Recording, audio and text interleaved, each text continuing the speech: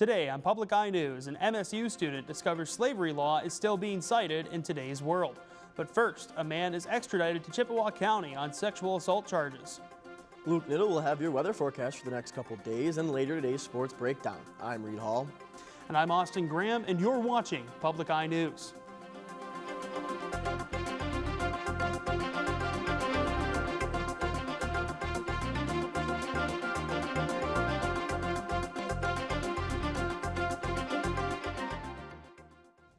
A man has been extradited from the state of Washington to Chippewa County on criminal sexual conduct charges. Aaron Jarrett of Clark County, Washington, has been arraigned in the 91st District Court in Sault Ste. Marie on 5 felony charges. U.S. Marshals extradited Jarrett from his residence in Washington as part of Michigan's Operation Survivor Justice. Jarrett is alleged to have sexually assaulted a woman back in May of 2016 and was charged by the Chippewa County Prosecuting Attorney's Office in that same year. He faces 15 years to life in prison on 4 counts of first-degree criminal sexual conduct and 1 count of unlawful imprisonment. Jarrett's bond was set at $500,000, and he will appear in court on March 13th for a probable cause conference. And the Michigan High-Speed Internet Office, or MiHi, has awarded more than $10 million to 13 regional organization hubs throughout the state. One of the organizations receiving a portion of these funds is the Eastern Upper Peninsula Intermediate School District, or the EUP-ISD. The school district acts as one of 13 regional hubs for device distribution and access to affordable broadband service. The EUP-ISD will receive more than $850,000 from MiHi in an effort by the state's Inclusive Training, Technology, and Equity Network program to provide support for digital inclusion. The funding for this effort is provided by the U.S. Bipartisan Infrastructure Law and Digital Equity Act. To learn more about digital resources throughout the state, visit michigan.gov/MiHi. Governor Gretchen Whitmer has proclaimed March as Michigan Food and Agriculture Month. The proclamation is to honor and celebrate Michigan farmers, the diversity of products grown and processed in the state, and the partnerships that keep the industry thriving. Throughout the month, the Michigan Department of Agriculture and Rural Development will highlight unique aspects of Michigan's food and agriculture sector. March also marks the launch of the 2025 Michigan Agriculture Magazine, a guide to Michigan's farms, forests, food, and exports. The magazine cover will feature business owner Dasmonique Carr of Deeply Rooted Produce, a zero-waste mobile grocery store in Detroit. You can find your copy of the magazine at any Michigan Welcome Center, MSU Extension Office, or featured businesses in the state. And the Michigan Public Service Commission, or MPSC, has approved a mechanism for establishing financial incentives and penalties for electric utilities. This comes as a key part of the ongoing efforts to improve the reliability of the Michigan power grid. The order plans to focus on several metrics, including outage duration, restoration times, and number of customers who experience 4 or more outages a year. The commission directed companies like DTE and Consumers Energy to file their individual financial mechanisms by April 15th of 2025. A limit for penalties and incentives has been set at $10 million for the 2026 calendar year. The MPSC did emphasize, however, that utility worker safety is still their top priority. The MPSC will release their first metric review by October 15th of 2027. And as bird flu continues to be a concern for farmers across the Midwest, some hope to preserve their flocks by turning to an unexpected technology, lasers. WCCO's John Lartson has the story.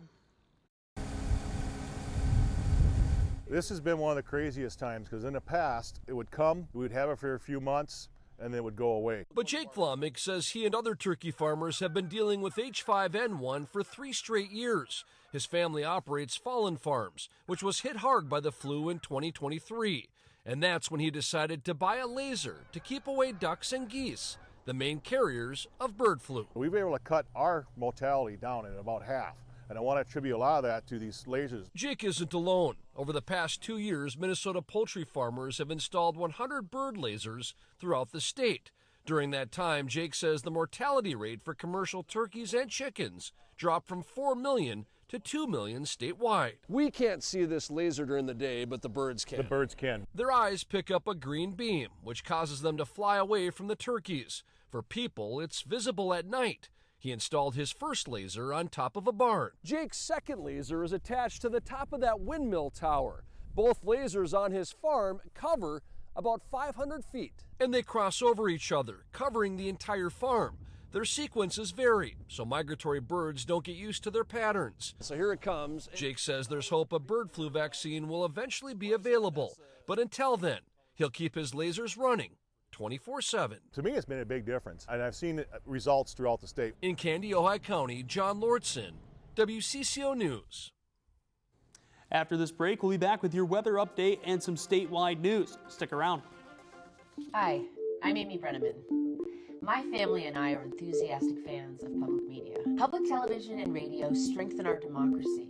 They educate our children and empower us all to be lifelong learners. Each PBS and NPR station is a local nonprofit organization committed to the local community.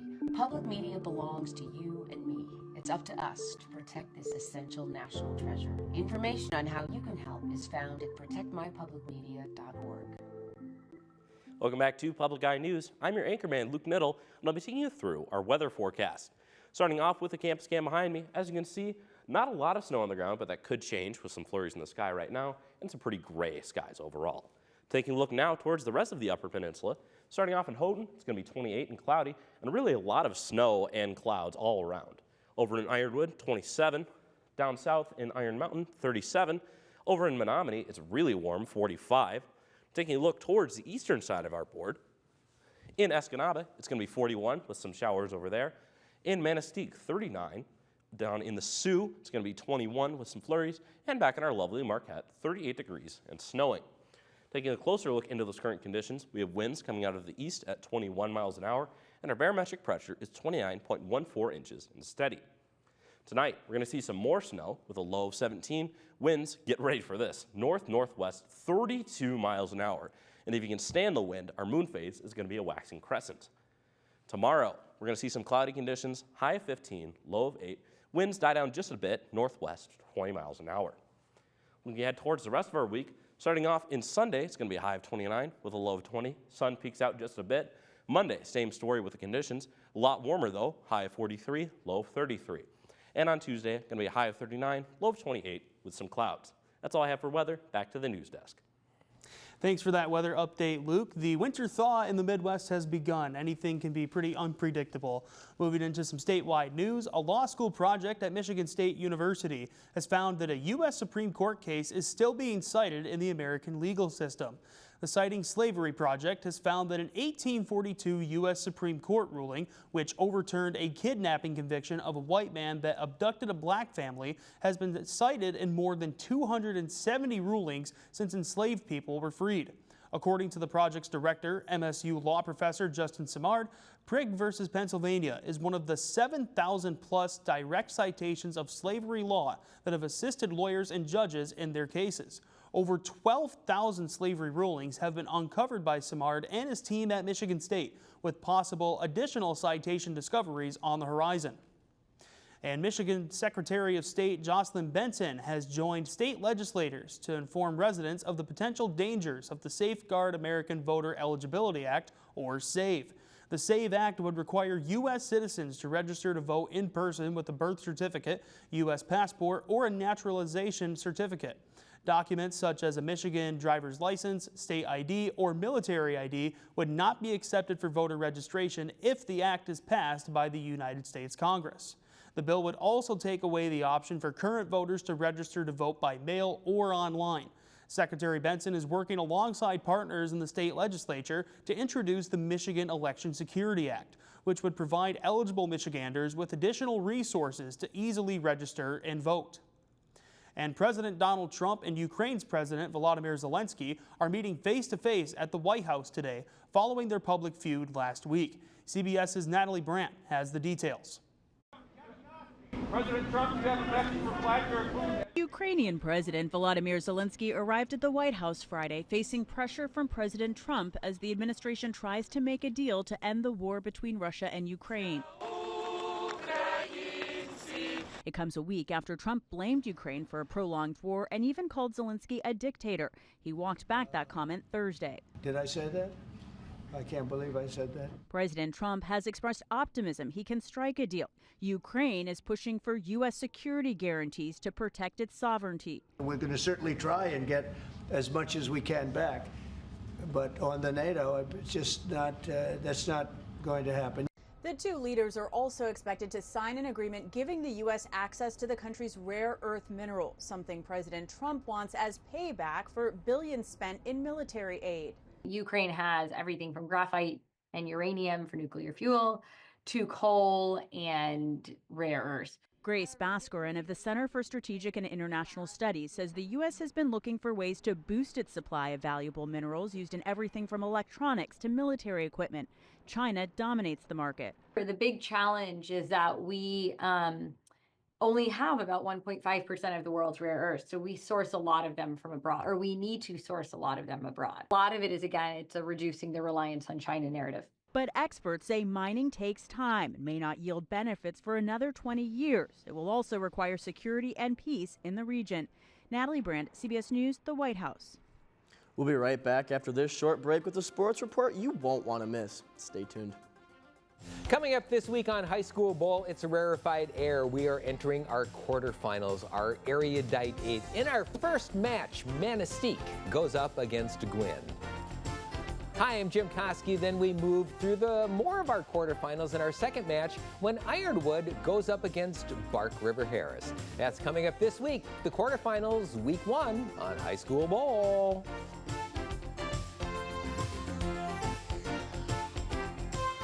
Welcome back to Public Eye Sports. Once again, I'm Luke Niddle, and I'll be taking you through our Friday breakdown.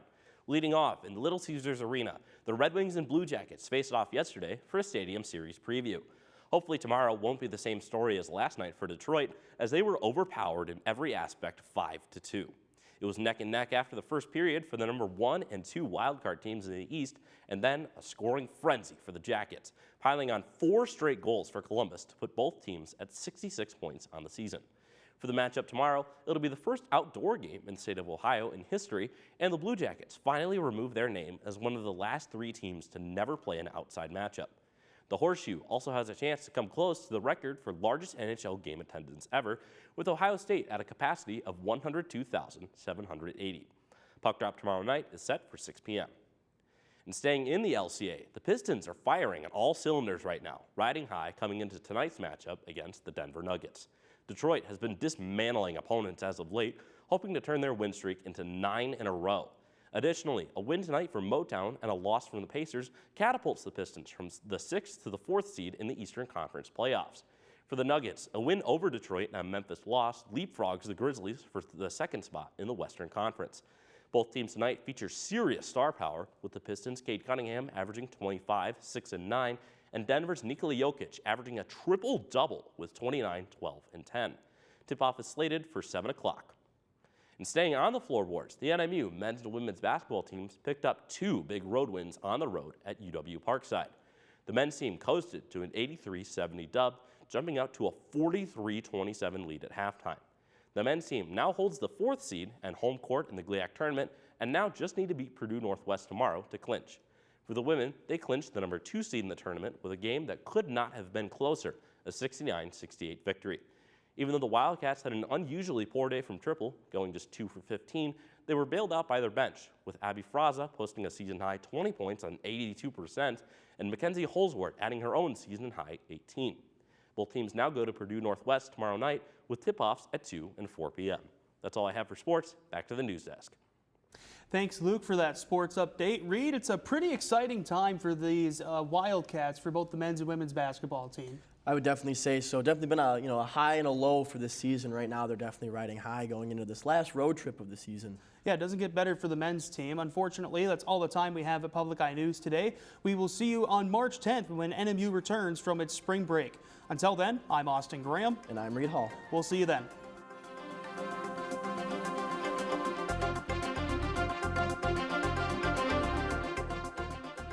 The preceding program was produced by WNMU-TV, Northern Michigan University Public Television, in studios located in Elizabeth and Edgar Hardin Hall.